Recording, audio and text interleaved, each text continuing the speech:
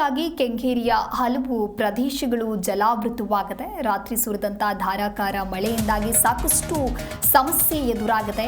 ವೃಷಭಾವತಿ ಆರ್ಭಟ ಹೆಚ್ಚಾಗಿದೆ. ಮಳೆಯಿಂದಾಗಿ ವೃಷಭಾವತಿಯ ನದಿ ಉಕ್ಕಿ ಹರಿದಿರುವಂಥದ್ದು.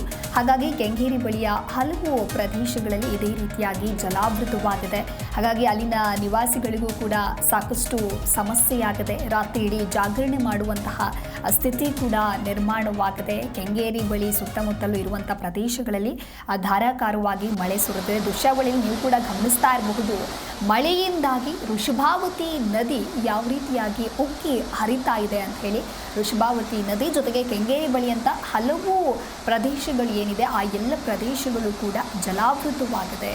ಧಾರಾಕಾರ ಮಳೆಯಿಂದಾಗಿ ಈ ರೀತಿಯ ಸಮಸ್ಯೆ ಎದುರಾಗಿದೆ. ಜನರಿಗೆ ಬಹಳಷ್ಟು ಸಂಕಷ್ಟ ಎದುರಾಗಿದೆ. ರಾಜ್ಯದ ವಿವಿಧೆಡೆ ಹೆಚ್ಚು ಮಳೆಯಾಗಿದೆ. ಅದರಲ್ಲೂ ಕೂಡ ಬೆಂಗಳೂರಿನಲ್ಲಿ ಕಳೆದ 3-4 ದಿನದಿಂದಲೂ ಕೂಡ ಇದೇ ರೀತಿಯಾಗಿ ಮಳೆ ಆಗ್ತಾ ಇರೋದ್ರಿಂದಾಗಿ ಜನರಿಗೆ ಬಹಳಷ್ಟು ಸಮಸ್ಯೆ ಎದುರಾಗ್ತಾ ಇದೆ. ಇನ್ನು ಮಳೆಯಿಂದ ಅಪಾರ ಹಾನಿ ಕೂಡ ಎದುರಾಗಿದೆ.